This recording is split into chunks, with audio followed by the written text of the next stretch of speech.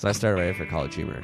How did that come about? Because College Humor isn't based in Berkeley. It's based in New York, right? Yeah, at the time it was based nowhere. It was 4 dudes that were running it out of like their respective college cities. Oh, okay. That's fascinating. I found out about College Humor because I like submitted some links. I was trying to make like at the end of high school, at the beginning of college, I was trying to like create viral stuff. Okay. Before that idea really existed. Yeah. So like I would create this thing. Like the first thing I made in high school was that you send someone a link and it says you've been cyber pimp slapped. And like send this to someone else so that you can pimp slap them. And I had my brother make an animated GIF of a pimp slapping. Okay. And then I put like a web counter there. Okay. And I remember got so excited. I'm like, I'm going to email some people, and they're going to email some people, and it got like 10,000, 50,000 views. I'm like, holy shit, this is like such a cool thing. And then I would like make some more, like trying to make things viral like that. Yeah. That's genius. I love it. And then I remember a super small aside. We kept trying to like make little messages that you can send to people. Okay. So like I made these little videos called video away messages. Remember away messages on AIM? Sure. Yeah. So my idea was to, because you can only do text or whatever. Yeah. So my idea was to make video away messages where I would videotape myself being like BRB, and then I would walk into a door and collapse. Okay. So I would host that file on as a QuickTime file online. Yeah. And then be like, you can set your video away message by like setting this link to that video. Right. So instead of writing BRB on your away message, you had a video of it. That's genius. It was sort of like Vine before there was Vine. Yeah. So this was like 2002 where like there's not even Flash video. Right. It's just QuickTime files that I'm hosting. That's amazing. On my college's website. Yeah. So then I tried to do videoawaymessages.com, and then I like tried to submit it to places to try to like get it more popular. Yeah. And one of the places I submitted was College Humor, which at the time was like 3 articles a week with hot links. Do you remember that? There was this area underneath the Vaguely. articles called hot links, where it was like a links in a descending size. Sure. And they were almost more popular than the articles. Okay. And they sent like 50, 100, 150,000 like clicks. Oh, wow. Because they only had like 10 links every every article. Yeah. And that was the whole of College Humor, and it was so popular at the time. Yeah. So then I'm like, I was submitting links to College Humor, and like sometimes it would get on. I'm like, what's the deal with these articles? I emailed the editor. I'm like, I'm a funny guy. I can write articles for your website. And he's like, sure. And he had known you from your link submissions or whatever. Maybe so. Or maybe he had no idea who I was and was like accepting interesting. blind submissions from any comedian college wannabe. Okay. So I was 19. And how did you get like your tech stuff? It seems like, I mean, you're just talking sort of basics. What is basic now, but at the time was not. Yeah. I think I wasn't a computer nerd, but I was around computer nerds. And like my brother did graphic design, and like I was friends with kids who didn't know how to program. Okay. So you had a basic understanding. Yeah, and like, you know, we were like upper middle class white kids like buying domain names at age 16 trying to like sell them. Like that level of like... You were kind of an entrepreneur, I feel like. I guess so, a little bit. I never realized it. But I did try to create little businesses. Yeah. And you were making yourself a business at the time, too, in a way. I guess so. That's fucking great. I guess I'm still doing it. Yeah. While other people... I love that you just had that realization. In 20 years, I'm doing the same shit. I do find it fascinating when people are consuming content versus trying to make content. And at this time, it seems like it was the ground floor to make content. And it seems like you were... Yeah. Like you realized the potential behind it, where everyone was like, "Oh, look at this! This is fun," rather than you being like, "How do I get in on the ground floor?" Well, once I was like working for College Humor full time, it was totally like the beginning of the era. We were making College Humor originals. Yep. Before YouTube. Right. So it was like kind of unheard of to like make original content, video content for the internet. Yeah.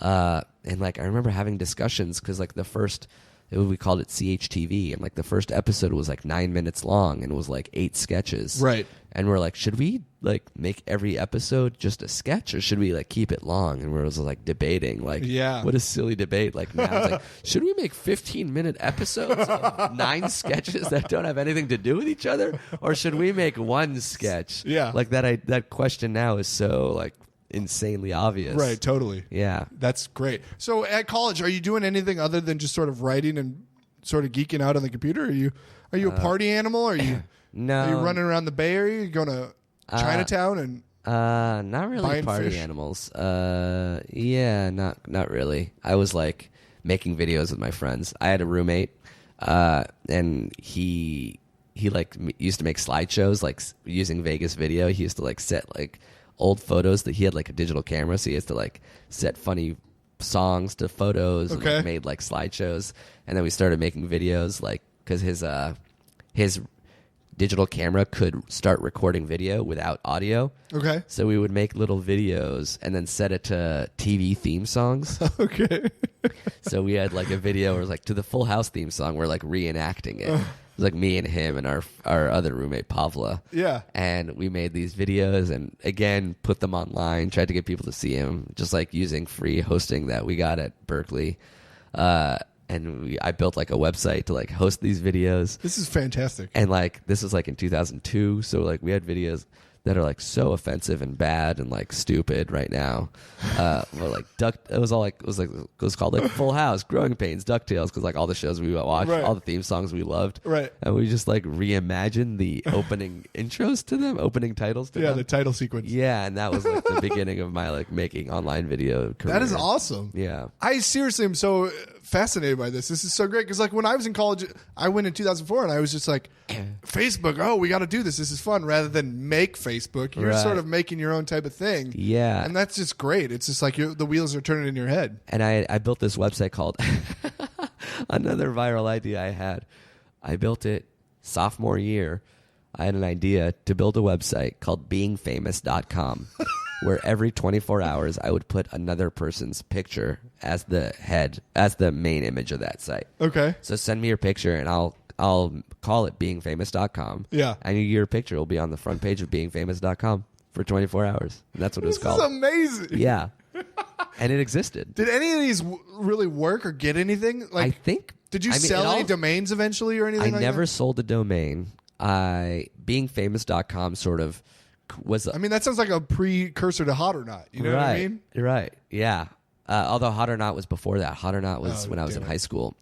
Beingfamous.com was what we ended up calling our like original videos. Like I pivoted, as you call it in the business world, from hosting pictures of random people, because who wants to see that, to hosting these original videos called beingfamous.com originals, I guess. And then I thought of an idea to make short videos, daily short videos, called snippets. Sure. So every day I would make a new video that you could watch. Okay. And it was like a calendar. And you click on it, and it opens up a pop-up with that little QuickTime video. Yeah. And it was called Snippets. And I must have made like, between me and my roommates, like one a day for like a year or two. That's so great. And they're kind of like Vine. It was like 7 to 30 seconds. Right. Some of them were bad, but it was just like me. I shouldn't say some of them. They were all bad. I should say some of them were actually good. Right. Just me experimenting how to make videos, how to tell a joke in like 10 seconds or less as a video, how to edit, what people like, what people don't like. Right. Camera tricks.